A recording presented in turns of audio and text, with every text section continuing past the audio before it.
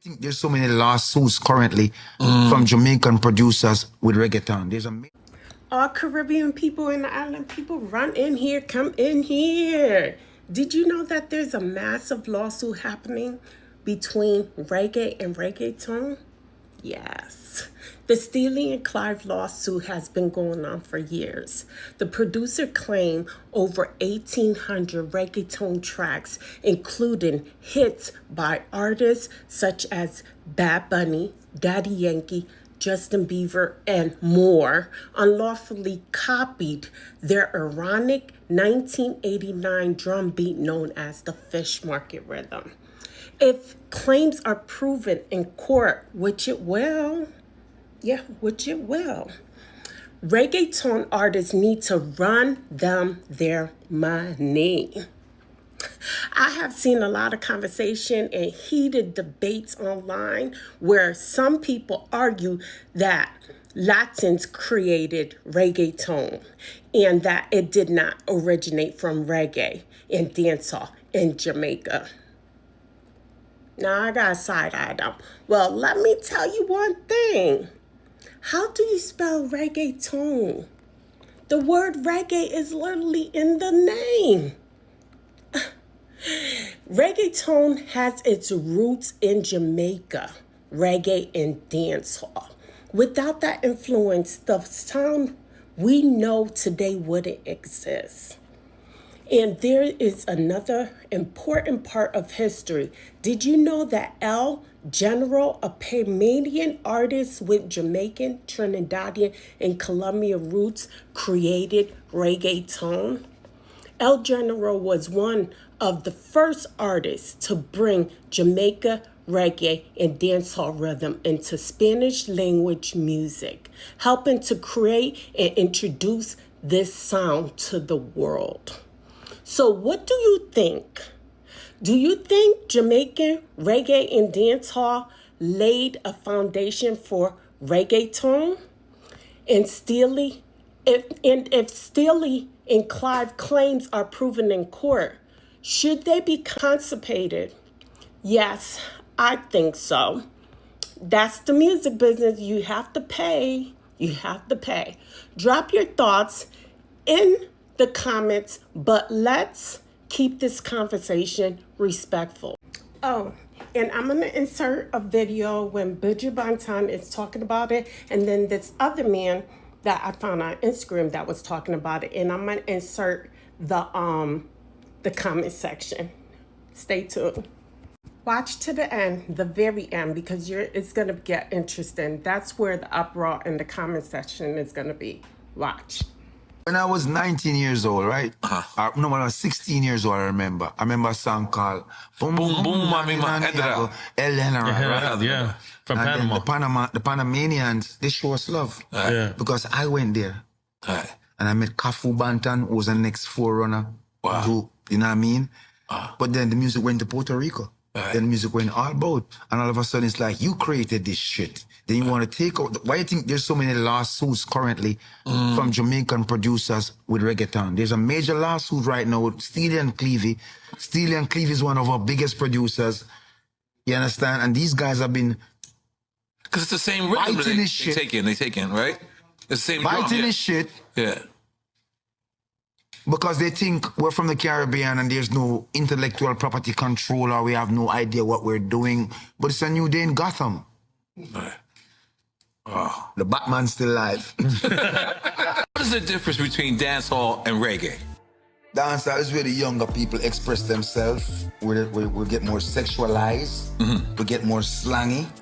Reggae music is where we speak to the soul. Now, reggae music is what our ancestors and our forefathers left with us to keep us close to the connection to God, because this music wasn't given to us by man. This music was a divine music sent to an island of 144 square miles with a population at that time of nearly 1.45 million people. But their struggles and their tenacity to withstand these struggles was so much so that the Father himself saw it fitting for them to be blessed with a music of their own, to express their ideas and ideology and their pain and their praises.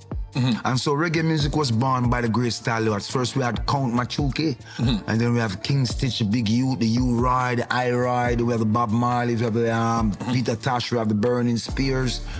And we have countless other groups, the Scatterlights, the Heptones, the Techniques. We had many great stalwarts who came along, who understood the assignment. I might not have heard of it before, but a lawsuit against Bad Bunny, Karol G, and dozens of other Latin artists is making a pretty wild claim that essentially every reggaeton song you've ever heard is illegal, and a judge just allowed that case to move ahead. Fire up virtually any reggaeton song and you'll hear the Dem Bow rhythm. It's the boom, boom, boom.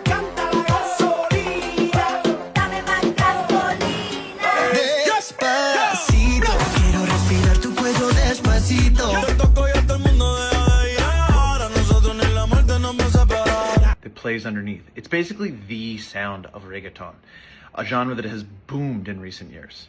But a lawsuit filed in 2021 claims that Dem Bow was created by a single 1989 song called Fish Market by the Jamaican Reggae duo Steely and Clevie. This case is truly massive. It targets 150 artists over nearly 2,000 songs that they released over the decades. Despacito, Gasolina, you name it, it claims that they're all copyright infringement. If that sounds kind of crazy to you, that's because it kind of is. Experts told me that this case is basically unprecedented, that it would mean that a core piece of an entire genre is privately owned and must be licensed going forward. I think a lot of people are wondering, how would that even work? How would reggaeton exist in its current form if that's the case? Unsurprisingly, attorneys for Bad Bunny and these other defendants have moved to have the case thrown out. They argue that the Dem Bow rhythm is too common, too basic, too ubiquitous to be something that one person can lock up. But last week, a judge rejected that request, ruling that only a jury can decide this case. That ruling was basically a punt by the judge. It didn't answer the key questions of the case, but it sent this lawsuit toward years more litigation. That means that anyone working in reggaeton will continue to face this looming threat for the foreseeable future, that a core part of their music might become something that they need to pay for or stop using entirely. As reggaeton continues to grow, with chart-topping hits and Super Bowl halftime shows, this case is quickly becoming a massive open question for the music industry.